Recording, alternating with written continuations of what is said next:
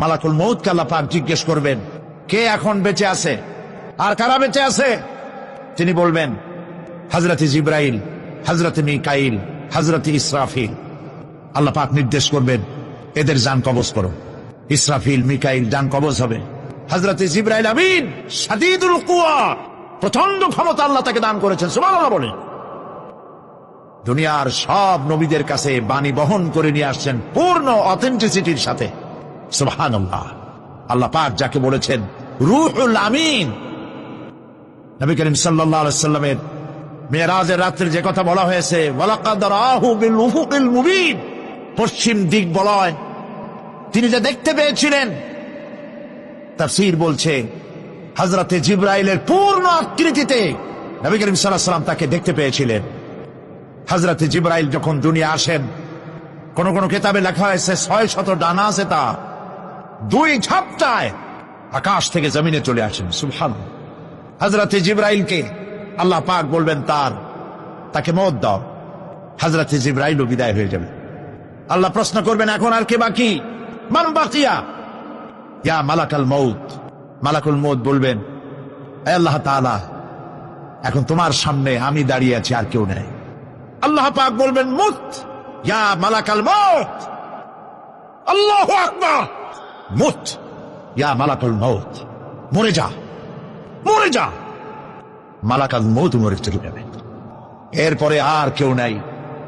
আল্লাহ রাব্বুল আলামিন এই অবস্থায় কত বছর কত কাল চলে যাবে আল্লাহ পাক ভালো জানেন, কেউ নাই।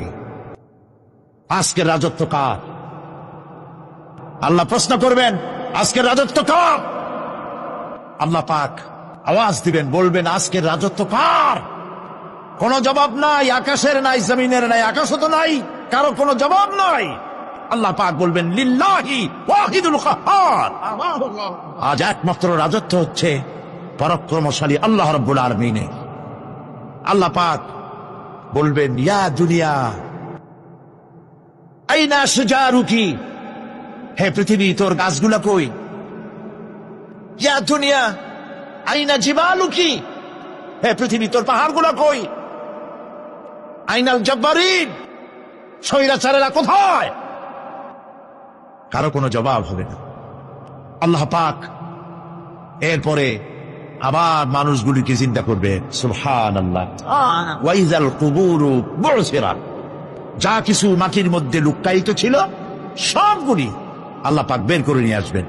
হাসরের ময়দান হবে, উপস্থিত হবে সমস্ত মানুষ। কেউ পলায় থাকতে পারবে না কোথাও। কুমিরে যারা খাইছে, বাঘে যারা খেয়েছে, আগুনে যারা পোড়াইছে, পানিতে যে পৌঁছে গেছে, কোনো পথ নাই। সবাই আল্লাহর দরবারে উঠবে, পরনে কোনো কাপড় চোপড় নাই, উলঙ্গ। উম্মুল মুমিনিন হযরতে আয়েশা সিদ্দিকা রাদিয়াল্লাহু তাআলা আনহা, নবী করিম সাল্লাল্লাহু আলাইহি ওয়াসাল্লামের জবান মোবারকে এটা শুনে কেঁদে ফেললেন। বললেন, ইয়া রাসূলুল্লাহ, আমারও কি সেই অবস্থা হবে? তিনি বললেন, হ্যাঁ। উম্মুল মুমিনিন বললেন, ইয়া রাসূলুল্লাহ, তখন কি আমার শরম হবে না? আল্লাহর নবী বললেন, কিয়ামতের এই বিভীষিকাময় দৃশ্য দেখে মানুষ মানুষের দিকে তাকাবার কোনো হুঁশ থাকবে না। সব মানুষ উপরের দিকে তাকায় থাকবে, নিচে তাকাবার কারো কোনো ক্ষমতা থাকবে না। মানুষ অস্থির হয়ে যাবে। সেই হাসরের ময়দান বিচারক আল্লাহ রাব্বুল আলামিন প্রত্যেকটি মানুষকে তার কৃতকর্মের জন্য হিসাব দিতে হবে। আল্লাহ রাব্বুল আলামিন বলেন, পরকালীন জীবনের ব্যবস্থাপনাটা কেমনে হবে শোনো। ইন্নাস সামআ ওয়াল বাসারা ওয়াল ফুআদা কুল্লু উলাইকা কানা আনহু মাসউলা। কিয়ামতের দিন প্রত্যেকটি মানুষকে তার শ্রবণ সম্পর্কে, তার দৃষ্টি সম্পর্কে, আর অন্তঃকরণের কল্পনা সম্পর্কে প্রত্যেকটি ব্যাপারে আল্লাহ পাক জিজ্ঞাসা করবে। কান দিয়েছিলাম, কি শুনেছো? যা শুনছো তা আমল করেছো কিনা? আমার নিষেধ করা জিনিসগুলি শুনছো নাকি? কানের জবাব দিতে হবে। কান আল্লাহ পাক দিয়েছেন, সুবহানাল্লাহ। এই কান দুটো যার নাই, কান আছে শুনতে পায় না, কত বড় কষ্টে আছে সে। মানুষের চিল্লায় কথা কয়, সে বোঝেই না। আছে না এমন? এ কানের সম্পর্কে প্রশ্ন করা হবে, শ্রবণ সম্পর্কে, দর্শন সম্পর্কে প্রশ্ন করা হবে। যা দেখতে নিষেধ করেছি সেগুলো দেখছো নাকি? এর শুকরিয়া আদায় করেছো নাকি? দুটি চোখ, এর শকর আদায় করা কি সম্ভব ভাই? আদায় করা সম্ভব? এই দুটি চোখ যদি না থাকতো আমার গর্ভধারিণী মাকে দেখতে পারতাম না। এই সুন্দর চোখ দুটি যদি আল্লাহ না দিতেন, আল্লাহর এই সুন্দর সৃষ্টি দেখা থেকে বঞ্চিত হয়ে যেতাম। আল্লাহকে বলি, মনির, হে বিশাল আকাশের মালিক, তুমি দয়া করে না চাইতে আমাদের শরীরে যা দিছো নিয়ামত, মৃত্যুর আগে সিনায় নিও না। দুটি চোখের শকর আদায় করতে পারবো না। চোখের মধ্যে পানি আছে, কান্নার পানি না, সবসময় চোখে পানি আছে। চোখে আমরা পলক দেই না? কত কুদরত আল্লাহ পাকে।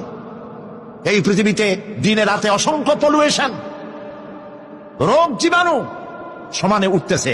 এখন যদি মাইক্রোস্কোপ যন্ত্র এখানে থাকতো তাহলে দেখতেন এই পরিবেশটা কত দূষিত, কত পলুয়েশন, কত দাগ। এগুলি নাকের মধ্য দিয়ে পেটে যাচ্ছে, চোখের মধ্যে ঢুকতেছে। ক্রমাগত চোখের ভিতরে ধুলাবালি ঢুকবে, আর পরিষ্কারের কোনো ব্যবস্থা যদি না করা হয় চোখের দৃষ্টি নষ্ট হয়ে যেতে পারে। এই জন্য আল্লাহ রাব্বুল আলামিন চোখের ভিতরে মেডিসিন রূপী এক প্রকারের পানি রেখেছেন, আর অটোমেটিক চোখের পাতা ওঠানামা করে প্রতি মুহূর্তে চোখকে ক্লিন করে দিতেছে।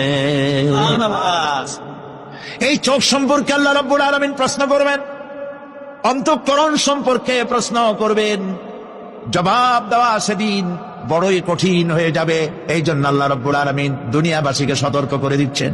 তিনি আরো বলছেন, ওয়ালাকাদ খালাকনাল ইনসানা ওয়া না'লামু মা তুওয়াসবিসু বিহি নাফসু ওয়া নাহনু আকরাবু ইলাইহি মিন হাবলিল ওয়ারিদ। মানুষ সৃষ্টি করেছি আমি, তার অন্তঃকরণে কি চিন্তা হয়, কি কল্পনা হয় তাও জানি আমি।